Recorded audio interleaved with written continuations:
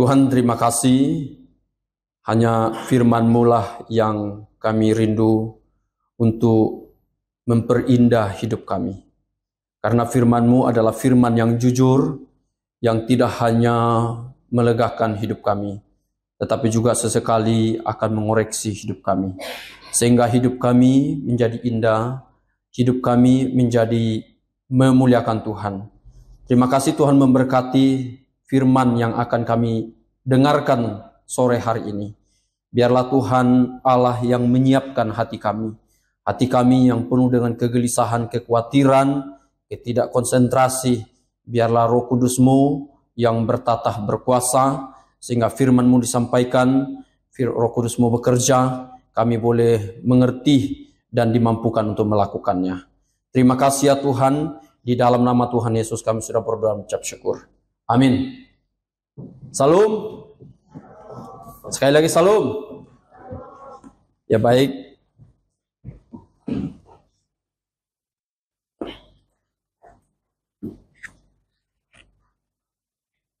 Bapak Ibu, kita akan merenungkan firman Tuhan sore hari ini. Tentu kita sudah beberapa bulan berbicara tentang karunia, ya. Dan saya pikir beberapa minggu itu kiranya cukup untuk menolong kita mengerti apa karunia kita, ya. Jadi sekarang ini tinggal bagaimana kita mempraktekkan karunia itu di dalam pelayanan kita, di dalam bergereja, ya. Jangan sampai beberapa bulan hanya berlalu begitu saja dan kita belum tahu apa karunia kita. Nah, ini kayaknya perlu lagi dibicarakan tema, gitu kan? Nah, di bulan ini saya tidak lazim biasanya Muse Ipin Gembala selalu mendahului tema setiap bulannya, ya. Kalau kita ada tema baru, Muse selalu memberikan pendahuluan, memberikan dasar, ya, tentang etimologi. Tapi kali ini saya diberi kepercayaan, kiranya juga ini menolong kita, ya. Tema kita living in the freedom of God, ya, hidup bebas, ya. Kebebasan tentu kebebasan yang dari Allah. Kita baca di dalam Yohanes, ya.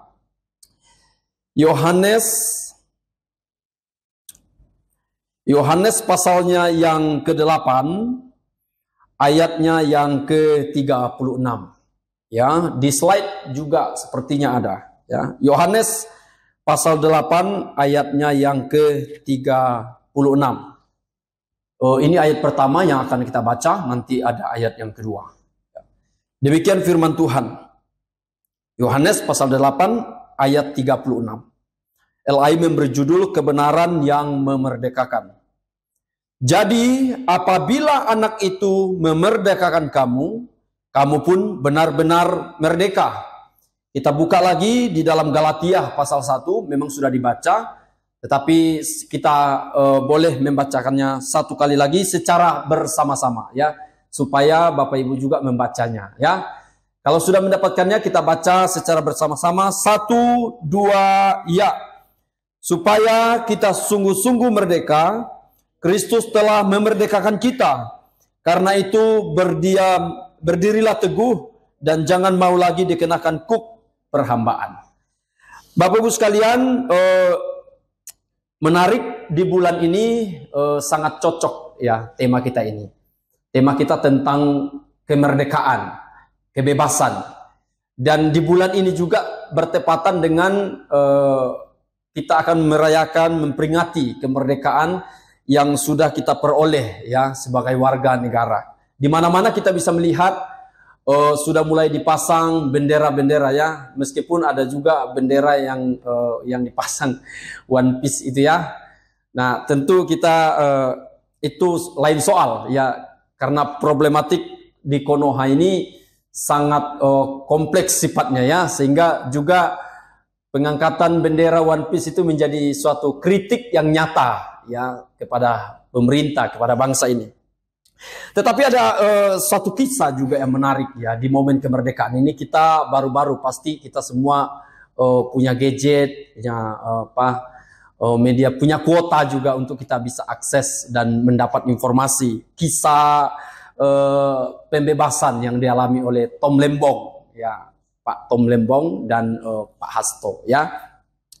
Menarik dalam kisah Tom Lembong yang dia sudah dijatuhi hukuman kurang lebih 4 tahun setengah tahun, ya, 4,5 tahun penjara. Tetapi kita dikejutkan, ya, dikejutkan dengan abolisi, ya, yang diberikan oleh presiden kepada beliau, ya. Tentu ini antara sukacita begitu, ya, kalau kita misalnya pada saat Tom Lembong itu misalnya tidak benar-benar melakukan korupsi itu, maka ini tentu suatu kita bisa lihat suatu hal yang menyukakan hati, ya. Artinya kita semakin lihat kebobrokan daripada hukum itu sendiri, ya. Tetapi kalau kita juga sebaliknya melihat misalnya Pak Tom Lembong ini benar-benar dia melakukan itu, ya. Dia sebenarnya benar-benar melakukannya. Nah, lalu diberikan abolisi kebebasan ini oleh presiden, maka kita di sini juga kita bisa melihat bagaimana kebobrokan hukum itu sekaligus. Ya, bagaimana hukum bisa dengan sebentar saja diubah oleh yang punya kuasa. Dan ini tentu yang sering kita lihat di tengah-tengah dunia ini.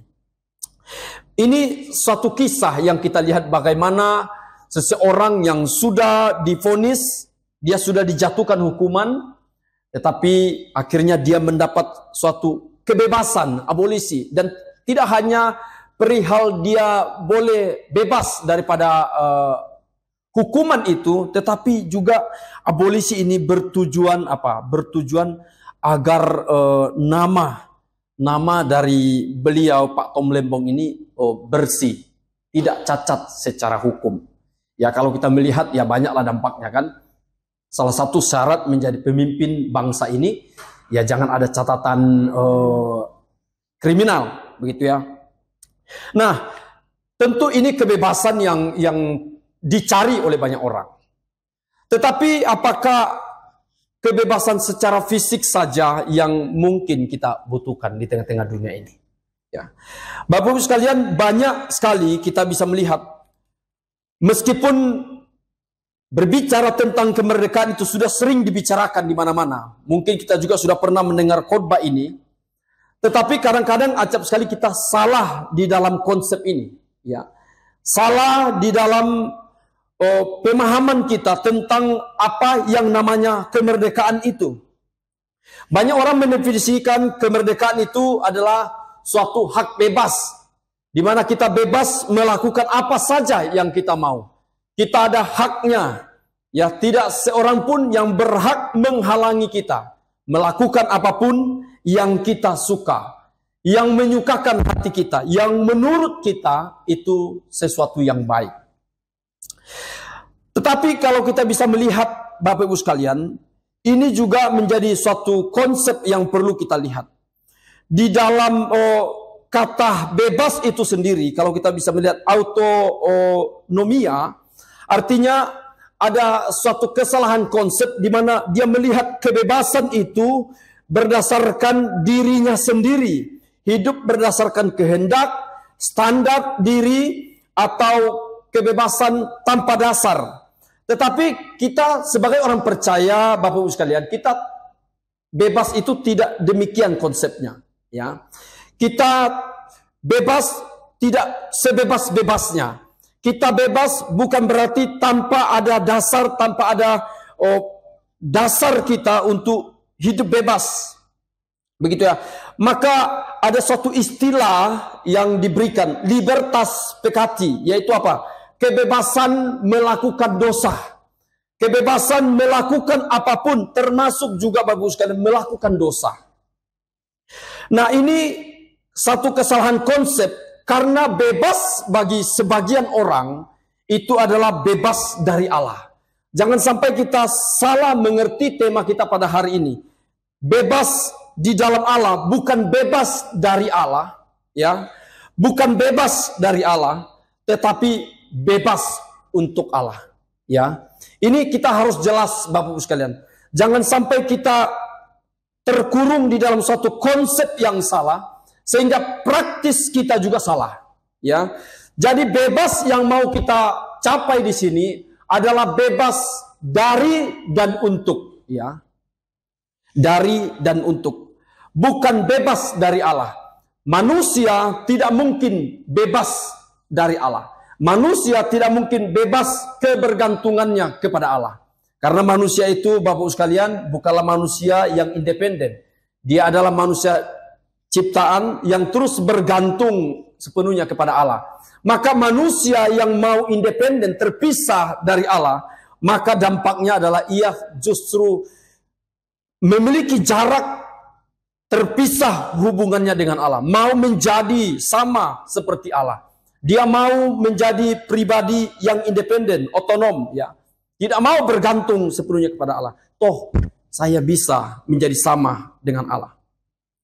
Bapak Ibu sekalian, di sini kita juga bisa melihat, maka libertas Kristen atau hidup yang bebas di dalam Kristus itu, atau libertas in Christio, kebebasan di dalam Kristus itu tidak mungkin bisa terjadi kalau kita tidak bisa libertas peccati. Libertas peccati itu adalah kebebasan dari dosa.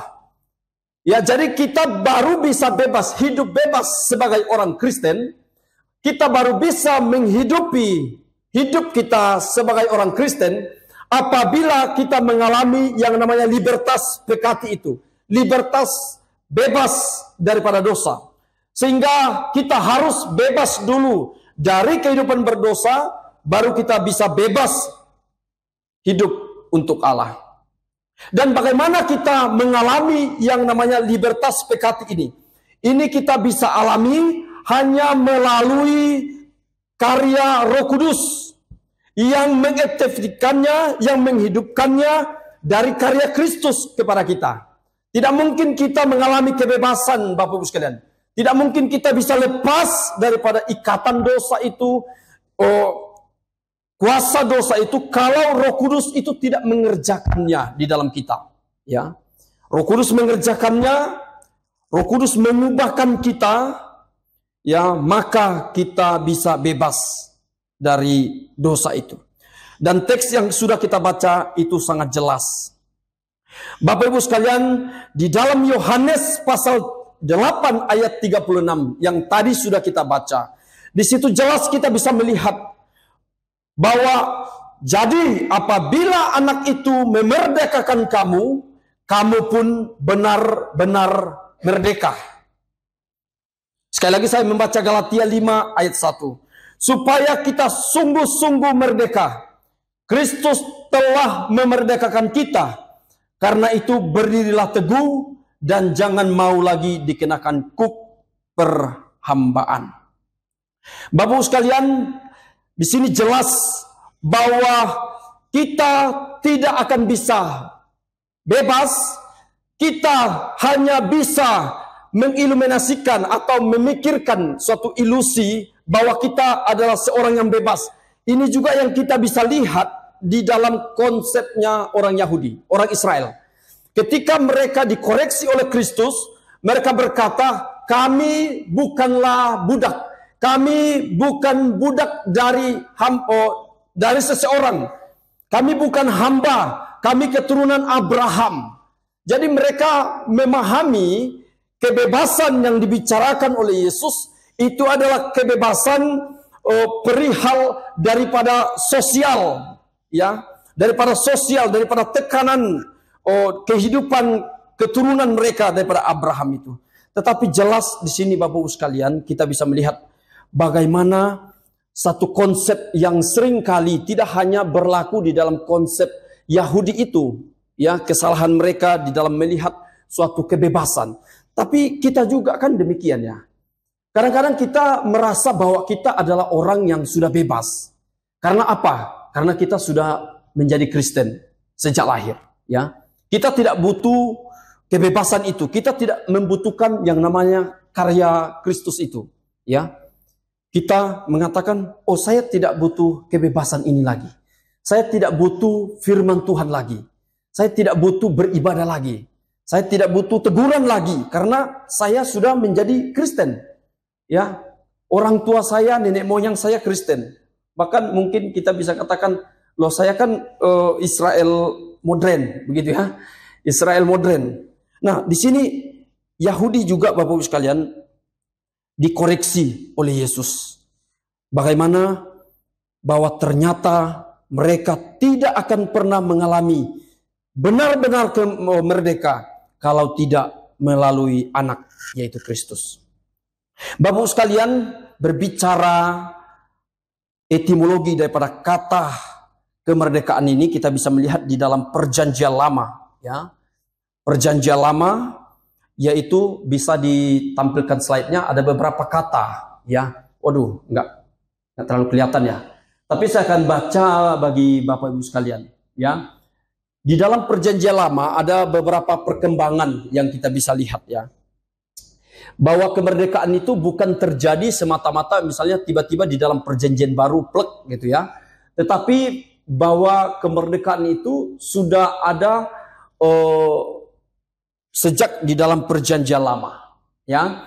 Nah, itu dimulai dari pertama yaitu bebas daripada perbudakan.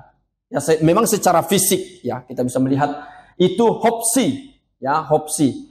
Kemudian ini tentu bisa bagaimana kita bisa melihat umat Tuhan, ya, mereka jatuh perbudakan tanah Mesir, ya. Kemudian mereka kita juga bisa melihat ada istilah yang kedua dalam Ibraninya deror, yaitu tahun Yobel atau pembatalan hutang, ya. Nah, dua istilah Ibrani ini yang saya angkat. Deror itu biasanya kalau kita bisa lihat atau baca di dalam Imamat 25 ayat 10, kita bisa melihat di situ kisah tahun Yobel bagaimana pembebasan, ya, kebebasan atau suatu pengumuman kemerdekaan itu disampaikan kepada umat. Nah, di dalam Yesaya 61 ayat 1 juga berbicara tentang pembebasan bagi orang awam, ya. Jadi jelas Bapak Ibu sekalian, ini dimulai daripada pembebasan daripada umat Tuhan, ya. Tidak hanya kepada umat Tuhan, tetapi juga bahkan bangsa awam yang tidak mengenal Tuhan, mereka juga harus dibebaskan pada tahun Yobel ini. Nah, kita bisa melihat secara konteks sosialnya, tentu ini berbicara pelepasan budak, penghapusan utang, kemudian pengembalian tanah atau warisan. Jadi ada masa di mana orang-orang atau tuan-tuan pada saat itu harus, ya, di waktu tahun Yobel ini mereka harus memberikan hak, mengembalikan hak apa yang menjadi hak orang lain, termasuk juga mereka budak mereka, begitu ya. Termasuk juga tanah, ya. Itu harus mereka kembalikan. Ini tersirat suatu pemeliharaan Tuhan, ya. Pemeliharaan Tuhan bagi mereka. Dalam Hopsi juga Yeremia 34 ayat 9, di sini juga memiliki arti kata dasar yaitu pembebasan budak Ibrani pada tahun ke-7 secara literal kalau kita melihat bebas, tidak terikat, lepas dan dari perbudakan atau kewajiban tertentu, ya. Tidak ada lagi ikatan, Bapak sekalian. Jadi di dalam kata dasar Hopsi ini mengindikasikan bahwa orang yang terikat sebelumnya, orang yang menjadi budak sebelumnya, akhirnya mereka harus dilepaskan dan mereka tidak punya ikatan lagi, ya, di dalam konteks pembebasan ini. Dan ini menggambarkan tidak hanya sekedar lepas secara fisik, Bapak sekalian, ya, secara status sosial, tetapi juga secara hukum kita bisa melihat bahwa seseorang tidak lagi di bawah kuasa tuannya, ya. Bukan sekedar bebas secara fisik, tetapi pemulihan identitas sebagai umat, ya.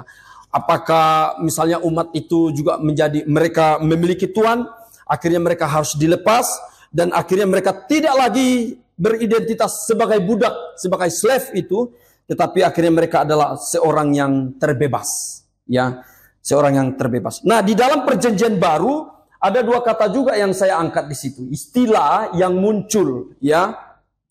Perjanjian baru yang pertama itu adalah eleuteria, ya, yang sebagaimana yang sudah kita baca tadi di dalam Galatia 5 ayat 1. Nah, di dalam Roma 8 juga kita bisa melihat. Nah, di sini secara literalnya kita bisa lihat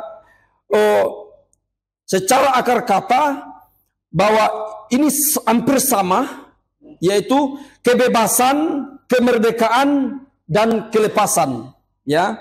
Nah, eleuteria ini Bapak Ibu sekalian adalah seseorang yang dibebaskan, dan kata dibebaskannya ini berlawanan dengan kata doulos.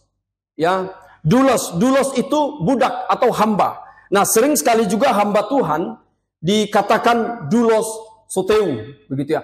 Hamba Tuhan, ya, hamba Kristus. Nah, ini maka mulai jelas Bapak Ibu sekalian, dari orang yang dilepaskan, dari orang yang terikat sebagai budak, ya, sebagai hamba, daripada kalau kita bisa melihat hamba dosa, begitu ya, menjadi hamba Kristus. Jadi di sini kita tidak benar-benar melihat suatu kelepasan dari hamba dosa lalu tidak bertuan lagi. Tetapi justru kita melihat di sini Bapak Ibu sekalian, ketika kita dilepaskan daripada kuasa dosa, daripada hamba dosa, kita memiliki Tuhan yang baru. Yaitu apa? Yesus Kristus. Ya, dari dulosnya dosa, dulosnya hawa nafsu, sekarang kita beralih kepada dulosnya Tuhan. Nah, ini kita bisa lihat perkembangannya Bapak Ibu sekalian. Kemudian yang terakhir, istilah perjanjian barunya muncul, itu adalah apolitrosis, ya. Oke, kelihatannya. Nah, apolitrosis ini kita bisa melihat di dalam Efesus pasal 1 ayat 7 dan Kolose 1 ayat 14. Nah, memiliki makna secara literal Bapak Ibu sekalian, yaitu pelepasan, penebusan dengan membayar harga tebusan. Nah, nuansa teologis yang kita bisa lihat dari ini, bahwa kemerdekaan rohani melalui karya penebusan Kristus di atas kayu salib dengan darahnya sebagai tebusan. Jadi ini semakin jelas Bapak Ibu sekalian. Dari hanya misalnya kita bisa lihat diberikan hak, ada batasan tahunnya, kemudian ada suatu nilai tukar yang diberikan, ya, perubahan status, dan juga akhirnya kita bisa melihat bahwa pelepasan ini hanya mungkin terjadi melalui penebusan Yesus Kristus yang rela mati di atas kayu salib. Nah, kita bisa melihat konteks ini Bapak Ibu sekalian di dalam Yohanes 8 ayat 36 tadi. Konteks Yesus berbicara kepada orang Yahudi, mereka merasa sudah bebas secara lahiriah sebagai keturunan Abraham, tapi mereka tidak sadar bahwa ternyata mereka masih terikat dengan dosa itu. Ya. Jadi orang Israel itu tidak melihat secara jelas Bapak Ibu sekalian. Karena memang Alkitab kita atau kebenaran itu merupakan suatu progress revelation yang belum tentu jelas bagi umat Tuhan. Ya, mereka hanya dijanjikan kebebasan secara fisik, mereka mungkin akan mengalami kebebasan secara rohani, ya, melalui Kristus yang dijanjikan, tapi mereka tidak mengerti itu. Nah, di sini kita bisa melihat bagaimana mereka terikat, Bapak Ibu sekalian. Terikat dan tidak mau bebas. Karena apa? Mereka menganggap bahwa mereka tidak menjadi budak dari Tuhan siapapun. Karena mereka mempunyai privilege khusus sebagai keturunan Abraham yang mendapat janji, Bapak Ibu sekalian. Jadi ini juga menjadi sekali lagi suatu warning bagi kita. Ya, warning bagi kita, Bapak Ibu sekalian. Kita tidak kebal dengan kerasnya hati kita. Kita tidak kebal dengan keberdosaan. Ya, bahwa siapapun kita, pasti kita berdosa. Siapapun kita memiliki keterikatannya tersendiri. Beda-beda Bapak Ibu sekalian. Dan itu hanya kita yang tahu. Dan Tuhan juga tahu kita terikat di dalam bagian apa. Nah, inilah yang Yesus koreksi kepada orang Israel ini. Bapak sekalian, eleteros itu yang sudah kita baca, kebebasan itu dibebaskan dari kuasa luar yang mengikat. Tentu yang dibicarakan Yesus di dalam bagian ini bukanlah kebebasan, ya, bukanlah kebebasan secara sosial, bukanlah kebebasan secara politik, melainkan kebebasan secara rohani. Memang kita lebih peka dengan perihal kebebasan secara ekonomi, secara sosial. Kita melihat di berbagai tempat suara-suara yang disampaikan untuk menyuarakan kebebasan itu. Melalui tulisan, melalui demo, melalui ada banyak hal ya disampaikan untuk menyuarakan suatu kebebasan. Ya, apakah itu kebebasan secara bangsa, kebebasan dari suatu kelompok, ya. Artinya kita peka Bapak sekalian, tetapi kita sulit sekali peka dengan kebebasan kita secara rohani. Dan kita sadar di sini Bapak sekalian bahwa kita adalah orang-orang yang pada dasarnya orang yang terikat. Kita adalah orang-orang yang terkungkung di dalam kuasa dosa. Dan kita tidak punya daya, kita tidak punya kekuatan untuk keluar daripada situ kecuali hanya melalui Kristus. Sekali lagi Bapak sekalian, ayat 36. Jadi apabila anak itu memerdekakan kamu, kamu pun benar-benar merdeka. Mungkin kita sudah menganggap diri kita merdeka karena mungkin kita diberkati oleh Tuhan, ya. Kita memiliki segalanya dan kita bisa melihat itu kebebasan finansial yang kita peroleh. Tetapi apakah kemerdekaan itu yang sebenarnya kita butuhkan? Ya, apakah kemerdekaan itu yang sebenarnya kita butuhkan?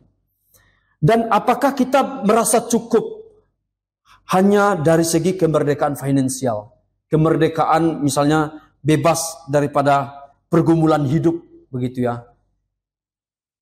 Di sini jelas Bapak sekalian, kita siapapun tidak imun, ya, tidak kebal dengan yang namanya suatu kuasa, dan kita juga tidak punya kekuatan untuk keluar daripada itu. Jadi jelas di sini Bapak sekalian di dalam ayat 36 bahwa tidak ada kebebasan yang benar-benar bisa membebaskan kita kalau bukan Kristus yang melakukannya. Tidak ada satu orang pun yang memiliki kuasa yang bisa membebaskan kita, memerdekakan kita, kalau bukan Kristus itu sendiri yang memerdekakan kita. Ekonomi kita tidak bisa memerdekakan kita Bapak sekalian. Meskipun mungkin bangsa ini membutuhkan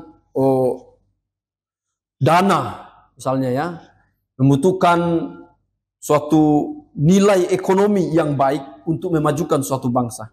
Tetapi itu tidak akan pernah bisa memerdekakan kita daripada satu penyakit ini, yaitu keterikatan. Bagus sekali kita bisa melihat kemerdekaan Kristen ini ya. Kemerdekaan Kristen yang kita lihat di sini adalah bebas daripada kuasa dosa. Ya, bebas daripada kuasa dosa. Bukan, sehingga kita jangan sampai salah Bapak sekalian ya. Di sini saya tegaskan bahwa kemerdekaan Kristen yang kita bicarakan ini adalah bebas dari kuasa dosa. Mengapa saya katakan demikian? Karena orang percaya itu Bapak Ibu sekalian, orang percaya itu bukan tidak akan pernah berbuat dosa lagi. Tetapi kuasa dosa itu tidak lagi menjadi tuan bagi kita. Nah, ketika kita dimerdekakan oleh Kristus, bukan berarti kita tidak mungkin melakukan dosa. Pasti Bapak Ibu sekalian, kita terus berjuang. Kita terus bergumul dengan dosa itu. Ya, acap sekali bahkan kita menyerah dengan diri kita.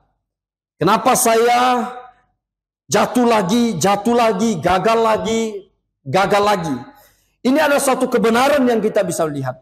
Kuasa dosa telah dimatikan oleh Tuhan. Dan kita diberikan kuasa untuk melawan daripada dosa itu. Sehingga Bapak Ibu sekalian, di dalam konsep reform kita bisa melihatnya. Reform melihatnya dalam mortification, mematikan dosa, dan vivification, yaitu menghidupkan kebenaran. Ketika kita mematikan dosa itu, maka kita dimampukan untuk menghidupi kebenaran itu, Bapak Ibu sekalian. Ini yang pertama. Yang kedua, kita bisa lihat, Bapak Ibu sekalian, bebas daripada kutuk Taurat, Bapak Ibu sekalian. Orang Israel, umat Tuhan, di dalam perjanjian baru yang kita sudah lihat, itu mereka tidak bebas daripada kutuk hukum Taurat. Hukum Taurat itu tidak akan pernah bisa memerdekakan kita, Bapak Ibu sekalian. Itu semakin menjelaskan, menampakkan dosa itu, bahwa betapa bobroknya kita. Maka Bapak Ibu sekalian, mereka merasa sudah mampu melakukannya. Mereka sudah mampu menjalankan setiap hukum itu. Sehingga mereka menganggap bahwa mereka tidak membutuhkan pembebasan daripada Kristus. Mereka menolak untuk menjadi seorang hamba dari apapun. Tetapi di sini kita lihat, Bapak Ibu sekalian, ketika kita dimerdekakan oleh Kristus, kita bebas daripada kutuk Taurat.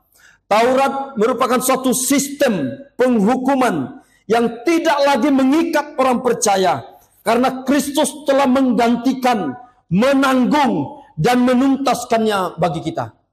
Kalau seandainya itu ditaruh kepada kita, Bapak Ibu sekalian, untuk kita merdeka, kita harus melakukannya, ya, secara sempurna. Siapa kita yang mampu melakukannya? Tidak ada dari kita yang mampu lepas daripada dakwaan hukum Taurat itu, Bapak Ibu sekalian. Tidak ada. Maka Kristus datang membebaskan kita. Ya. Ia menanggungnya. Ia mengambilnya yang harusnya menjadi bagian kita. Ia menggantikan kita dan menuntaskannya, Bapak Ibu sekalian. Kemudian kita bisa lihat daripada bebas untuk mengasihi dan melayani dan taat kepada Allah. Sekali lagi saya bilang bahwa kita dibebaskan bukan tidak mempunyai tujuan apa-apa, Bapak Ibu sekalian. Kita dibebaskan daripada kuasa maut, daripada kematian karena dosa. Sekarang saatnya kita hidup untuk kemuliaan bagi nama Tuhan. Kita dibebaskan daripada keterikatan dosa. Kita mau melakukan sesuatu yang baik, tetapi justru kita melakukan hal-hal yang tidak baik. Kita mungkin kita mau melayani, tetapi ada saja tantangan, kemalasan di dalam diri kita. Nah, inilah kita dibebaskan, Bapak Ibu sekalian, dibebaskan daripada keterikatan. Kita bisa melayani, kita bisa taat kepada Allah. Demikian kita bisa melihat bagaimana umat Tuhan di dalam perjanjian lama, ketika mereka ada dalam suatu pembuangan, ya, ketika mereka dibuang, di situ mereka hanya terus-menerus menikmati suatu kerja secara paksa, ya, kehidupan yang begitu terikat dengan aturan, dengan penderitaan, dengan tak berdaya, Bapak Ibu sekalian. Tetapi ketika mereka dibebaskan daripada tanah Mesir itu, akhirnya mereka harus beribadah kepada Tuhan. Dan sini kita melihat bahwa bebas itu apa? Bukan bebas untuk memuaskan nafsu kita, tetapi kita dibebaskan untuk mengasihi, melayani, dan taat kepada Allah. Tidak ada lagi yang mengikat kita, Bapak Ibu sekalian. Biasanya kalau kita tidak dimerdekakan, semata-mata yang kita lakukan apa? Hanya dosa. Hanya yang mendukakan Roh Kudus Tuhan. Tetapi ketika kita dimerdekakan, kita ada will yang baru, yaitu mengasihi, mau melayani, dan taat kepada Allah. Kemerdekaan bukan kebebasan untuk kita menjadi egois, Bapak Ibu sekalian. Ketika kita dibebaskan, kita tidak lagi menjadi pribadi yang egois. Tetapi kita mau melayani sesama. Dan Yohanes Calvin menyebutnya ini libertas in servitio, kebebasan di dalam layanan. Ketika engkau dibebaskan engkau ada kemauan melayani Bapak sekalian. Kalau engkau masih terikat dengan dosa, engkau belum merdeka, engkau tidak akan bisa melayani. Ya, kita tidak akan bisa melayani Bapak sekalian. Maka di sini kita bisa melihat daripada ini Bapak sekalian. Manusia tidak mampu melepaskan diri daripada ikatan dosa kalau tidak melalui karya Kristus. Total depravity. Dan kemerdekaan ini juga kita bisa melihat kebebasan adalah anugerah, bukan sebagai usaha manusia. Kita mau bebas, kita tidak akan punya kekuatan Bapak sekalian. Manusia terus melakukan dosa, kita terus melakukan dosa. Karena kita memiliki natur dosa itu Bapak sekalian. Bukan kita melakukan dosa maka kita berdosa, tetapi karena kita berdosalah maka kita melakukan dosa. Maka di sini kemerdekaan ini adalah kemerdekaan karena anugerah Tuhan, bukan karena usaha pribadi kita. Bahkan kita tidak memiliki suatu kemauan untuk bebas daripada ikatan dosa. Bahkan kita sudah mencintai dosa ini. Kita terlalu nyaman dengan dosa ini Bapak sekalian. Kalau kita tinggal di lingkungan, misalnya kalau saya lewat di Sisen City itu, di aluran sungai lurusan Kalijodo itu ada kumpulan sampah gitu ya. Dan sampahnya itu sampai di makan jalan, sampai di pertengahan jalan. Kalau kita lewat itu Bapak sekalian, waduh, mau muntah. Kita nggak bisa tarik napas beberapa meter gitu ya. Sampai kita melewati sampah itu. Bahkan sebelum kita sampai ke sampah itu, baunya itu sudah begitu nyengat sekali. Tetapi herannya Bapak sekalian, orang-orang yang kerja itu ya, bahkan ada yang tidur di bawah kolong truk itu. Santai aja dia, makan lagi. Artinya apa? Dia sudah nyaman. Ya, sudah baunya itu sudah menyatu dengan dirinya, ya. Tidak lagi menggelisahkan hidungnya gitu ya. Kalau kita kan rasa mau muntah. Kalau dia enggak. Kalau justru mungkin kalau enggak ada itu enggak nyaman gitu. Enggak hidup enggak menjadi enjoy. Nah, Bapak sekalian, demikian ya. Kita sudah terlalu nyaman ya. Kalau kita tidak dimerdekakan, kita pasti nyaman ya. Kita tidak ada kepekaan, kita tidak ada daya, kita tidak ada kemampuan. Oleh karena itu, kebebasan itu adalah anugerah Tuhan. Ya, kebebasan itu adalah anugerah Tuhan. Dan kita bersyukur Kristus itu kerjakan bagi kita. Kemudian kemerdekaan itu juga adalah union with Christ, adalah kebersatuan ya, dibebaskan melalui kematian dan kebangkitan Kristus. Tidak hanya kita dipersatukan melalui kematiannya itu berdampak kepada kita. Kebangkitannya itu berdampak kepada kita. Tetapi juga kehidupannya Bapak sekalian, kehidupan yang baru itu yang kita hidupi. Maka kita bisa melihat kemerdekaan ini juga Bapak sekalian. Bukan berarti tidak ada pergumulan. Ya, bukan berarti tidak ada tantangan. Kita memang sudah dibebaskan, dimerdekakan daripada freedom from itu ya. Dari apa? Dari dosa, dari kutuk hukum Taurat, dari kuasa maut. Freedom from. Tetapi juga kita harus melihat kita juga dibebaskan freedom to, freedom for ya. Kita dibebaskan untuk Bapak sekalian mengasihi dan menaati Allah ya. Mengasihi dan menaati Allah. Jika kita sudah mengalami kemerdekaan itu, mari kita mengasihi. Mari kita menaati Allah. Mari kita melayani sesama. Mari kita juga bertumbuh di dalam kekudusan Bapak sekalian. Nah, kemerdekaan ini tentu kita akan terus juga berjuang di dalamnya. Bukan ketika kita dimerdekakan lalu kita berdiam diri dan tidak melakukan sesuatu. Ya, tetapi kita terus berjuang Bapak sekalian. Kita terus bahkan akan mengalami suatu pergumulan, ya. Jelas bahwa kita sudah dibebaskan. Secara rohani kita sudah dimerdekakan. Kita tidak lagi menjadi budak daripada kuasa si jahat itu, tetapi kita sudah menjadi hambanya Kristus. Tetapi itu akan dipenuhi nanti Bapak sekalian.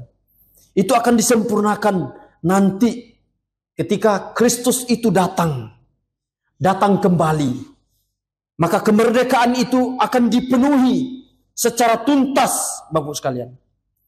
Maka mungkin kita adalah orang yang bergumul di dalam bagian ini. Ya. Karena itu kita sedang berjalan. Mari kita berjalan bersama Tuhan. Mari kita berjalan bersama Roh Kudus Tuhan yang memberikan kemampuan. Reform melihat daripada bagian ini, pergumulan kita di masa ini yang akan akhirnya kita bisa menikmatinya nanti, yaitu apa? Already but not yet. Kita sudah dimerdekakan, Bapak sekalian. Kita sudah dibebaskan dan kita bisa menikmati relasi itu. Tetapi itu akan disempurnakan nanti. Ada bagian yang kita bisa lihat. Ini ya.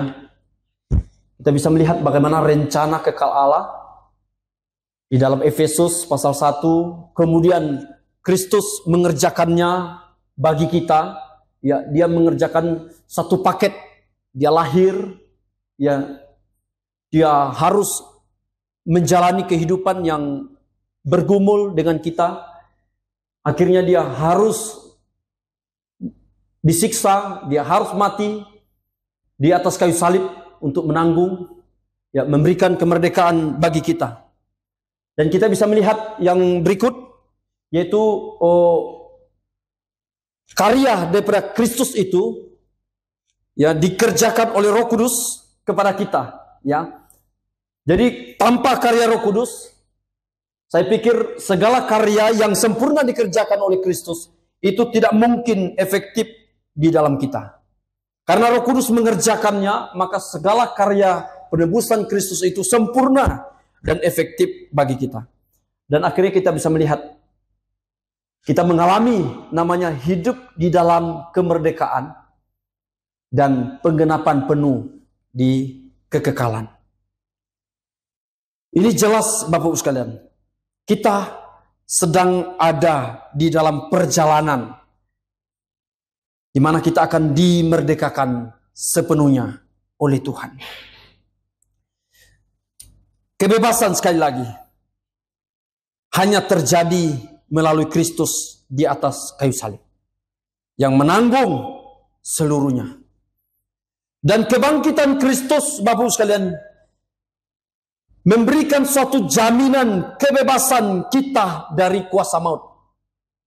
Ya, sebelum Kristus, di dalam momen-momen kematiannya, yang sering kita ucapkan, ia turun ke dalam kerajaan maut. Meskipun beberapa gereja tidak menyebutkan bagian ini. Di sini kita bisa melihat bagaimana kuasa maut itu benar-benar Yesus alami, Bapak sekalian. Ia benar-benar melihat, ya, kematian itu. Ia benar-benar melihat maut itu, Bapak sekalian. Yang harusnya kita lihat, tetapi melalui dia melihat, kita tidak melihat itu, Bapak sekalian. Kita tidak lagi harus menyaksikan maut itu, karena ia sudah menyaksikannya. Ia sudah masuk ke dalam bagian itu secara sungguh-sungguh, Bapak sekalian. Maka mari kita respon, ya. Respon terhadap kasih kepada Sang Pembebas yang telah memerdekakan kita, Bapak sekalian. Apa yang mau kita pelajari dari bagian ini? Secara pribadi, Bapak sekalian, saya mengajak kita untuk kita meresponi, supaya jangan sampai kita mempergunakan kebebasan yang sudah kita peroleh untuk berbuat dosa, untuk memuaskan hawa nafsu kita. Jangan sampai anugerah Tuhan itu justru kita pakai untuk melakukan hal-hal yang justru mendukakan Roh Kudus Tuhan. Kita sudah dimerdekakan. Mari kita melayani. Kemudian secara bergereja, Bapak Ibu sekalian, mari kita saling melayani dengan sukacita dan rasa syukur. Kita semua sudah dimerdekakan. Kita sudah bebas, Bapak Ibu sekalian. Kita melayani, kita senyum kepada orang, kita melayani satu dengan lain, bukan karena kita takut tidak mendapat hadiah, begitu ya, tidak mendapat upah, tidak. tetapi kita bersukacita melayani, kita mau melayani, kita mengambil bagian pelayanan ini dengan sukacita dan rasa syukur karena Kristus telah memerdekakan kita. Ya, tidak ada kuk yang ditaruh kepada kita, Bapak sekalian, untuk kita melakukan pelayanan ini, enggak. Kalau engkau dipercayakan suatu pelayanan apapun itu, mari ambil dan berbagian di dalamnya dengan rasa syukur, dengan sukacita.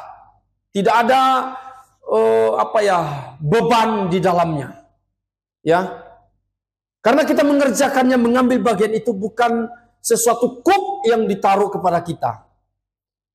Melainkan ini suatu privilege sebagai orang yang merdeka, orang yang dibebaskan.